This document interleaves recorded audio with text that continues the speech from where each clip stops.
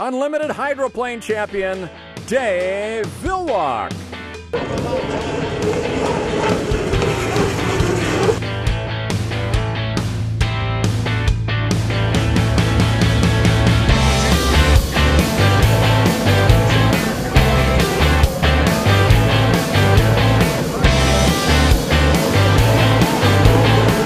Villwock of Auburn, Washington made history in 2011. This record-setting champion surpassed Bill Muncie's long-standing 62-win record when he won the APBA Gold Cup in Detroit. Dave went on to win 3 more races for an unprecedented 65 unlimited hydroplane victories, a 50.4% total career win average. Dave is the all-time winningest driver in the sport. This is the 8th trip to the Hall of Champions for unlimited racing, and he also was inducted twice for inboard for a total of 10. Dave in the Elstrom Manufacturing U96 Spirit of Qatar ended the season with 9,220 points, well ahead of the competition. This was Dave's dream season, the pinnacle of his 41 years in the sport.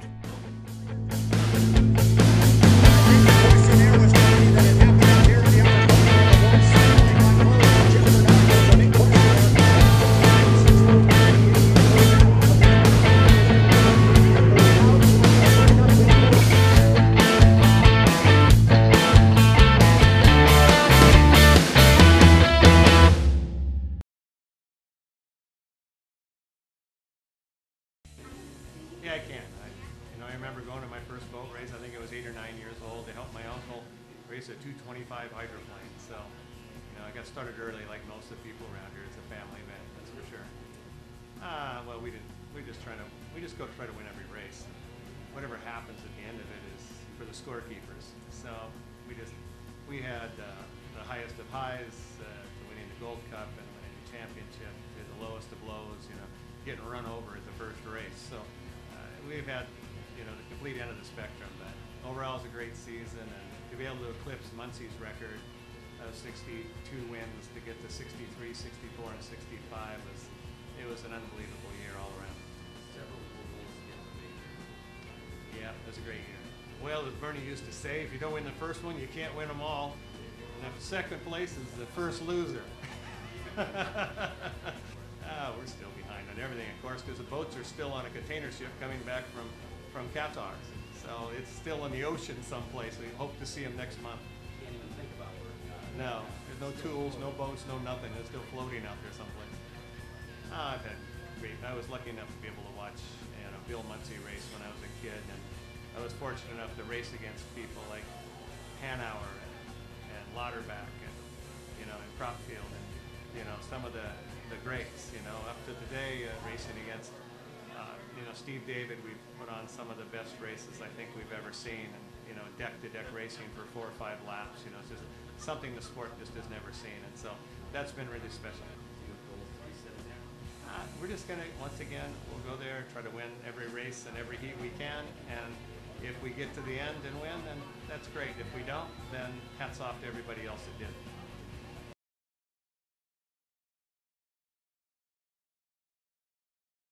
Ladies and gentlemen, this is a historic day for Mr. Dave Villwock, probably the greatest unlimited driver there's ever been. Please welcome Dave Villwock. Boy, 41 years makes me tired just thinking about it.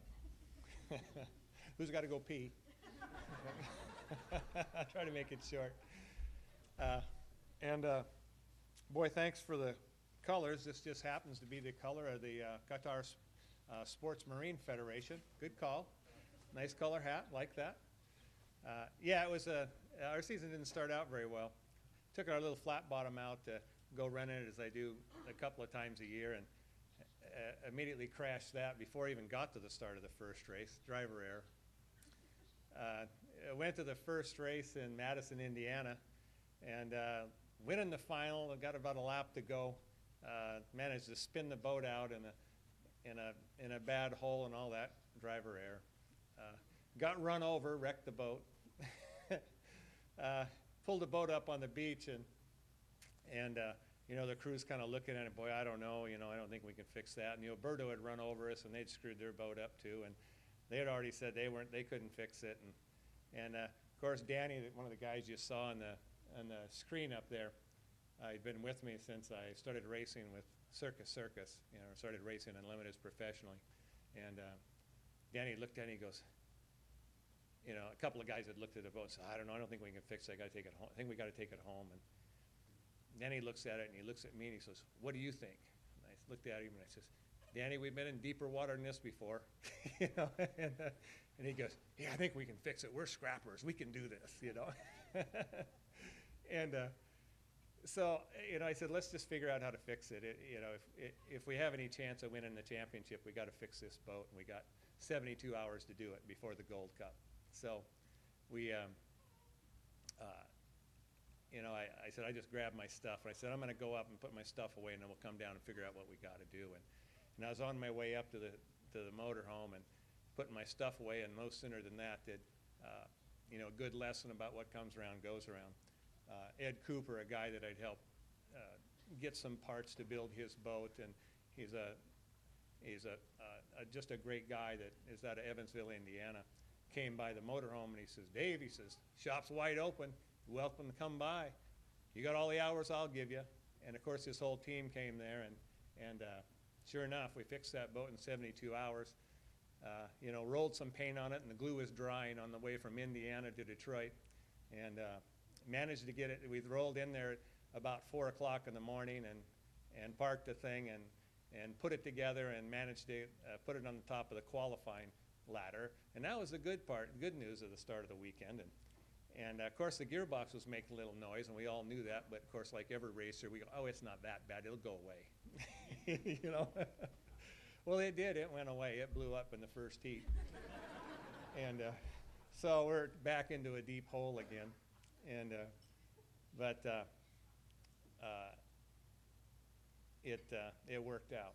You know, we managed to keep our head into it. And you know, something we did a long, long time ago, I broke a whole sponson off of one of Fred Leland's boat in Tri-Cities, and Danny and I and another guy built a whole sponson and installed it in 3 days and ended up winning a race in Seattle the next weekend.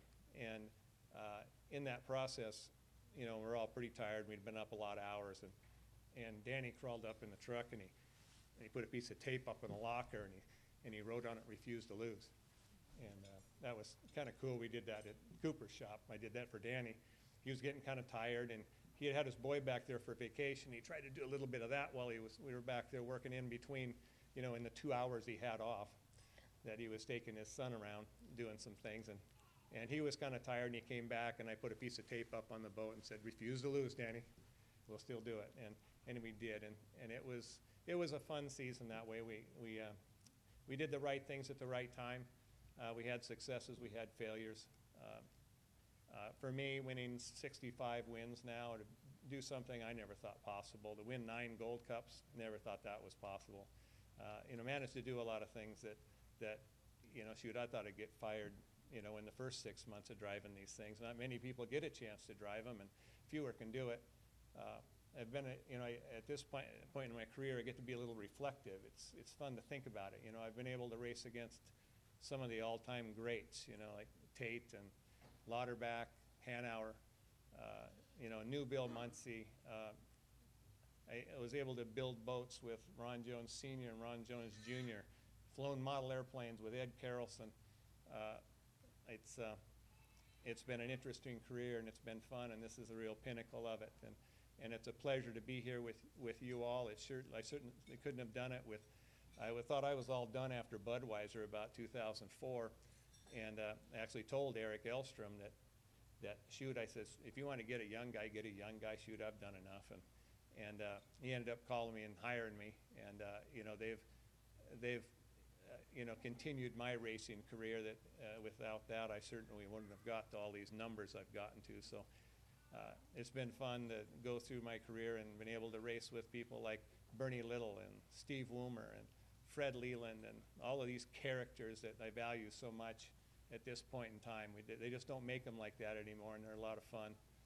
Got to go out to dinner with Buddy Byers, one of our sponsors here, and Buddy's what a character.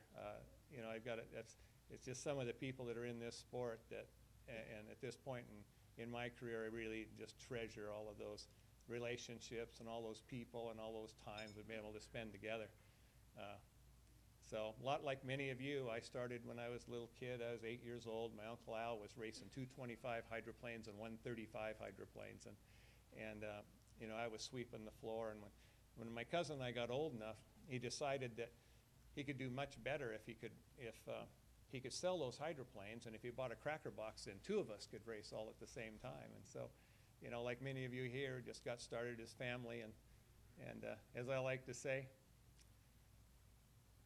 too stupid to quit and afraid of a real job. So here we are, and it's been a great journey, and it's fun to be with you all here, and thank you so much. It's been a pleasure. Thanks.